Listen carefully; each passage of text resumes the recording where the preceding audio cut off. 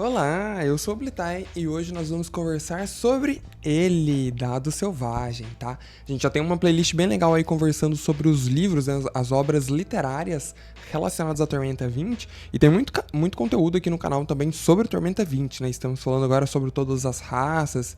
Então, cara, dá uma olhada aí no canal, vale muito a pena. Já deixa o like, se inscreva no canal também. Se puder, clica no botão Seja Membro, tá? Menos de R$3 por mês, você ajuda muito aí o canal e tem vários benefícios especiais. Grupo no WhatsApp exclusivo de membros, acesso antecipado a vídeos, uma infinidade de coisas. Dá uma olhada aí. Hoje a gente vai falar sobre Dado Selvagem, que é o primeiro livro, digamos assim, explicitamente dito como infanto-juvenil. Mas ele ser infanto-juvenil só significa que ele é um livro para todas as idades, né? Um livro que todo mundo pode ler sem problema e, obviamente, quanto mais velho você for, mais experiência você vai ter para entender as entrelinhas desse livro, que são várias. Eu li, é um livro curtinho, tá? Capa mole, tem poucas páginas aí, diferente do comum, né? Dos livros de Tormenta, que normalmente são bem grandes, né? Bem extensos aí. Esse livro aqui, ele tem 272 páginas e ele é um livro bem legal, no melhor estilo aí, sessão da tarde, tá? Ele veio com marcador de página, ó, muito bonitinho, inclusive. Vou dar um zoom aí para vocês. E eu consegui, inclusive, conversar com a autora. Então eu vou contextualizar vocês sobre o que esse livro se trata e depois a gente vai ver lá o que a Kali tem a dizer. Encontrei ela da CCXP no ano passado, muito simpática, né? A gente conversou, ganhei um adesivo dela, inclusive, olha, que eu colei aqui no livro com um dos personagens principais, tá? E a gente vai falar sobre isso. Primeira coisa, né? O que é Dado Selvagem, sobre o que a história fala. O Dado Selvagem, ele veio lá na Dragão Brasil nos anos 90, foi uma história inacabada, né? Um conto que eles colocaram por lá, que ficou aberto durante muito tempo, até que a Kali aí foi a autora convidada, então, para dar continuidade a essa história e encerrar esse ciclo, digamos assim. O Dado Selvagem, ele é um artefato mágico de Nimbe, tá? Não é spoiler nenhum, é o título do livro, então não se preocupem. Ele é um dado de eventos aleatórios, o portador rola o dado e ganha um poder aleatório, inclusive ele é um item, né, que pode ser utilizado aí na sua mesa de jogo. A gente tá usando ele, inclusive, lá na nossa campanha de guerra artoniana, tá? Vale a pena se dar uma olhada, tem a playlist aí na descrição. E aí nós temos esses dados caindo justamente na mão de crianças, uma criança em específico que é o Theo, é o personagem principal aqui do nosso livro. Ele tem, inclusive, uma irmã, tá aqui na capa, né, que é a Briz. Ela é uma Suragel Sufuri, aqueles que têm as características abissais, né, relacionadas a demônios e tal. Mas isso, obviamente, de modo algum reflete a personalidade deles. E temos também aqui na capa uma das outras personagens principais, que é a Hit. Ela é uma clériga de Nimbe e é muito legal, tá? Essa eu acho que é uma das coisas que eu mais gostei no livro, é nós vermos ali como agem os clérigos de Nimbe. Eu tinha na minha cabeça uma aparência muito diferente do que seria, né? Imaginava que era uma pessoa errática, sem sentido, poucamente confiável, e a Kali nos mostra aqui com essa personagem que, na verdade, não precisa ser nada disso. A Hit, ela é extremamente doce, é uma adolescente, e que sim, ela tem um parafuso a menos ali, por isso ela é uma clériga de Nimbe, mas que de modo algum isso faz dela uma pessoa perigosa, inconfiável ou aleatória. Aleatória até que sim, mas num bom sentido. Enfim, e aí esse Dado Selvagem, ele cai na posse do Theo e desses outros jovens, e coisas estranhas começam a acontecer na pequena vila ali em que eles moram, né, no vilarejo em que eles residem. E aí eles partem numa investigação para tentar descobrir o que está acontecendo. Basicamente, as pessoas elas acabam trocando personalidade com animais, uma coisa extremamente aleatória e perigosa, né? Imagina, você tem um familiar, ele sai um dia e aí ele volta com uma característica como se ele fosse um animal. Ou o animal volta sem poder falar que é ele. E aí você tem que se virar para entender o que está acontecendo. Mas ainda assim não é um livro que vai causar uma mudança severa no lore de Tormenta, igual outros livros que já falamos aqui no canal, como a trilogia Tormenta, Deus no Labirinto, etc. A Flecha de Fogo, né? E não, ele é um livro na melhor estilo ali, Sessão da Tarde. E eu queria que vocês escutassem aí a palavra da Kali agora falando sobre ele. Vamos ver o que ela tem a dizer sobre o livro. Conta pra gente um pouco da sua experiência, então, escrevendo Dado Selvagem, esse livro maravilhoso. Tá aqui, inclusive, eu vou estar mostrando minha edição no vídeo também, na edição, mas está aqui, né? Como que foi? Fala pra gente as suas inspirações, como que você chegou nesse resultado final. Então, eu fui convidada para escrever o Dado Selvagem e foi uma grande honra, porque eu li o quadrinho escrito pela Petra, que é uma pessoa que eu admiro muito. Então, o Cassaro chega pra ti e fala, quer continuar e terminar Dado Selvagem? Tu fala onde é que eu assino. Nem pensa, né? Né? E eu gosto muito de cozy fiction. Então, assim, eu não tinha lido Dungeon Mesh ainda, mas quando eu vi Dungeon Mesh, eu fiquei, nossa, tem um link aqui. Porque eu gosto bastante de JRPG, dessa coisa de, tipo, ter a party, e a gente começa bem do comecinho, a gente não começa matando Deus. Sim. A gente tem esses momentos de sentar junto, comer junto, sabe? Ter um momento de ternura entre os personagens. Sim. Porque Tormenta tinha muita tripa, né? E eu achava que faltava alguma coisa relacionada a Nimb no cenário, né? Obviamente que é pelo Dado Selvagem, mas você tem alguma ligação? Você já gostava dele antes? Você aprendeu a gostar dele? Cara, eu gosto muito de Nimb, porque eu acho que, tipo, quando a gente joga RPG, o aleatório é realmente Faz o nosso parte, Deus, né? sabe? É ele que tá ali, é na falha crítica, no pior momento possível que a gente ri mais, é no acerto crítico, no melhor momento possível que a gente, tipo, joga na cara do mestre. Então o Nimb, ele realmente tá com a gente quando a gente tá jogando qualquer RPG. Todo tempo, né? E aí eu sempre gostei muito.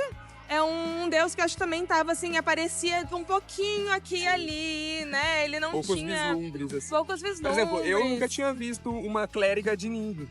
Foi a primeira vez, na literatura em si, né? Exato, a gente tinha a Hit no quadrinho, né, do Dado Selvagem, mas trazer ela pra literatura foi muito feliz, assim, porque eu pude brincar muito, fazer muito trocadilho, que é uma coisa que eu gosto. Eu queria muito escrever um livro que abraçasse quem tá lendo. Uhum. E bem essa vibe meio de JRPG, essa coisa bem gostosinha, assim, que tu vai indo, Eu senti vai que é indo. muito livro conforto, assim, que Ele você é. chega depois de um dia cansativo de trabalho, você senta pra ler e relaxa, sabe? Você vai acompanhando os personagens. Claro que tem momentos que a gente sente ali um desespero pelo que vai acontecer com eles, sem entrar em spoilers, mas a gente fica um pouco apreensivo. Mas, de modo geral, ele é muito gostoso de ler, muito relaxante, né? Essa era a intenção mesmo. Essa era bem a intenção, ser um livro que, tipo, abraça quem tá lendo, um livro que é gostoso, que tu pega e pensa, nossa, eu quero sentar um pouquinho na sala e tomar um chazinho com o Theo, com o Brice, com a Hit, sabe? Muito legal. Obrigado, viu? Imagina, eu que agradeço. Então é isso. Falando sobre o livro ainda, aprofundando mais um pouco agora nos termos da história, mas ainda sem spoiler, eu queria muito falar sobre os personagens, né, e sobre os temas que esse livro aborda. Obviamente, como eu disse, ele é um livro infanto-juvenil para todas as idades e isso significa que ele é bem tranquilo. Eu até falei pra Kali isso, né? Eu li esse livro como um grande amigo de conforto, né? Aquele livro que você chega de casa de um dia difícil, ali, um dia complicado, e aí você pega pra ler 1, 2 capítulos e se diverte completamente imerso ali no mundo desses jovens, resolvendo problemas que não são mortais, que não vão revolucionar o mundo e tudo mais, mas que ainda assim é extremamente divertido e o principal te conforta, né? Aquele abraço num dia ruim e tudo mais. Ele foi, pelo menos eu não sei se é influência do momento que eu li, mas eu senti muito isso lendo o livro, né? Ele era realmente um momento de conforto ali que eu tirava e por isso eu me apeguei a esse livro. Por mais que ele seja um livro muito simples no sentido de não causar uma mudança muito grande dentro do Tormenta em si, no que ele se propõe, ele é muito bom. A escrita dela é muito gostosa, né? Uma escrita também muito confortável que você vai lendo ali e nem sente, né? Você vai lendo, as coisas vão passando e você se diverte, dá risada. Muitos personagens aqui, eles são crianças, né? Então a gente vê como que as crianças estão reagindo no meio do perigo. E é muito engraçado ver pela perspectiva delas. Eu acho que isso é uma das coisas cativantes também. Como a gente percebe que a criança olha para um problema de um jeito diferente. E é muito legal ver como que a Kylie conseguiu retratar isso, né, na cabeça, como se fosse realmente a cabeça de uma criança analisando um problema ou uma determinada situação. E um outro tema que o livro aborda aqui, que é extremamente importante e interessante, é o tema do preconceito. E ela utiliza isso aí pra mim de uma forma maestral, tá? Eu não vou dar spoilers aqui agora, mas esse é um tema que vai vir muito à tona. E é engraçado porque ela mostra pra gente que como mesmo as crianças, quando não tem ali uma base, né, quando não são informadas corretamente, não têm acesso à informação, elas conseguem imitar comportamentos que não deveriam. Eu acho que esse que é o grande lance. E o jeito que ela trata o preconceito aqui é muito legal, né? A gente tem várias raças dentro do Tormenta 20 que sofrem sim um grande preconceito. Uma delas em especial que você pode imaginar, e aqui é demonstrado exatamente como as coisas acontecem. Até me surpreendeu o fato da Brice, que é uma sulfure, não sofrer, né, nenhum tipo de preconceito, já que ela tem essa aparência de um demônio, né, mesmo ali, características demoníacas e tudo mais, né. Então, ela tem uma cor diferente, ela tem chifres, por exemplo, mas ainda assim ela acaba sendo uma das principais personagens aqui. E é muito legal a gente ver como que o grupo vai se formando, né, um grupinho ali que você vai definindo algumas coisas. A gente tem a clériga de Nimb, a gente teria a Brice, que seria como se fosse uma guerreira. Existe um outro personagem que poderia ser um inventor, por exemplo, ali do grupo. E aos poucos, sem dar nominação nenhuma, né, sem se classificarem de nenhuma forma, eles vão tomando essas posições ali no grupo, que é muito legal. E é muito uma jornada de descobrimento do próprio Theo, que é o personagem principal. Então ele vai testando ali o dado, ele vai vendo os poderes. É muito legal quando cai o dado ali com um poder que não é exatamente útil para ele naquele momento, mas aí ele tem que se virar para resolver a situação com o que ele tem ali mesmo, com aquele poder que ele tem, e seguir em frente com isso, sabe? Muito, muito criativo o jeito que as coisas acontecem. Como eu falei, é um livro bem sessão da tarde, você não espere aqui que, nossa, vai aparecer uma grande horda da tormenta, não é nada disso. Mas ele é um livro que ainda assim cumpre muito bem o que ele se propõe, no sentido de ser um livro muito divertido, criativo e ressaltando temas de um jeito delicado, que é muito bom para você ler para você indicar, né, esse livro aqui para crianças, por exemplo, né, ou adolescentes que estão começando aí a jogar Tormenta. Você que tem filhos, sobrinhos, irmãos mais novos, estão começando a jogar Tormenta com você, é uma ótima indicação. Até porque ele é um livro curto, né, como eu falei, 272 páginas, para um adolescente é algo tranquilo de se ler e que vai abordar esses temas de uma forma muito leve e coerente. Outro ponto que eu acho legal aqui também é o próprio Nimb, né? Nós temos aparências ocasionais dele em alguns trechos do livro, e é muito legal porque eu sentia falta disso, né? Até falei ali na entrevista com a Kali, eu queria ver mais coisas de Nimb em ação, e esse foi o primeiro livro que de forma concreta, né, acabou trazendo isso pra gente. Enfim, eu acho que, cara, é um livro que você tem que ler, né? Se você tá aí na saga igual eu fiz no ano passado de ler todos os livros de Tormenta, é um livro com certeza indispensável, não por conta dos acontecimentos dele, mas sim pelas abordagens que ele acaba trazendo pra gente. Uma coisa muito legal, inclusive, da lore de Tormenta que ele trata aqui, que me chamou a atenção, é sobre a escolinha de Tanató. A gente sabe pela lore e por tudo que já foi falado que de fato existem pequenos templos de Tanató que são utilizados como escolas para ensinar as outras pessoas. E existe isso de uma forma muito séria, de forma que grande parte da população artoniana, principalmente ali do reinado, né, onde é o foco de tudo, as pessoas saibam ler e escrever.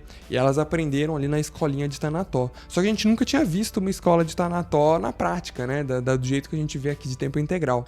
E aqui a gente acaba vendo. Então existe lá a escolinha de Tanató, em que as crianças do vilarejo frequentam. E é interessante ver que mesmo que um vilarejo pequeno, com um número bem reduzido assim, de pessoas, não chega nem a ser uma cidade nem nada, mesmo assim tem um templo. O que significa que, de fato, a escolinha de Tanató está difundida bastante aí pelo reinado, e que o número de clérigos aí de Tanató que se dedicam a isso é muito grande.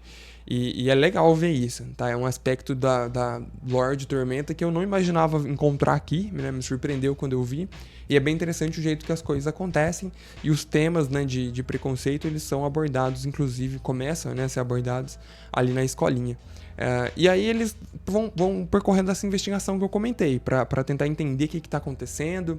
Suspeitos são levantados ao longo do livro, e se você vai lendo com calma, assim, igual eu, você vai se divertindo junto com essas suspeitas, né? Eles falam, putz, eu acho que é essa pessoa. Aí eles vão atrás de descobrir pra ver se é essa pessoa mesmo, fazendo até algumas coisas imorais. Mas aí, putz, não era. E aí outro ataque acontece, pessoas são trocadas, e aí volta outro suspeito. Aí vamos tentar descobrir quem que é o suspeito. E aí vão atrás e etc. Então, assim, a história, ela é bem tranquila de se ler. Se você, né, for um leitor ávido aí, em 2, 3 dias no máximo você lê. Eu li com mais calma, né? Eu li em 2 semanas, então eu fui lendo, cara, 1, 2 capítulos por dia, bem tranquilo ali, curtindo mesmo o que estava acontecendo, parando depois para pensar no que poderia acontecer, como que as coisas iam se desenvolver, e fluiu muito bem, tá? Eu acho que inclusive esse jeito de ler o livro mais devagar assim, eu acho que talvez ele seja o melhor jeito de se ler. Pelo menos foi pra minha experiência, porque deu pra curtir mais os capítulos. Se você talvez termine o livro ali em 2 dias, você não vai sentir tanto o impacto dos temas que o livro quer abordar e como as coisas vão se formando, né? Porque tudo vai acontecendo muito rápido na nossa cabeça e tal. Acho que não é saudável. De qualquer forma, é uma ótima indicação. Fica aí pra vocês, tá? Recomendo muito. Como eu disse, é um livro sessão da tarde. Não vá ler esperando aí, né, com uma expectativa gigantesca das coisas. Mas ainda assim é um livro muito, muito bom. Fica aí a recomendação.